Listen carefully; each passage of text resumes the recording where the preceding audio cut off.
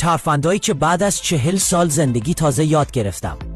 میدونستی اگه یک 4 پایه رو برعکس کنی و روش نایلون بکشی میتونی ازش به عنوان یک سطل زباله استفاده کنی؟ برای باز کردن لوله آچار نداشتم تا اینکه با این ترفند آشنا شدم. از این به بعد گره سایبون رو اینجوری میزنم. سوراخ کردن لوله برام دردسر بود تا اینکه از آچار فرانسه استفاده کردم. این گره تو کارهای روزانه خیلی به کارم اومد.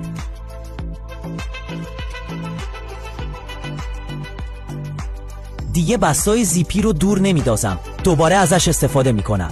اگه دوست داشتی این پستم رو لایک کن عزیزم و پیجم رو دنبال کن، کلی ترفندهای کاربردی داریم.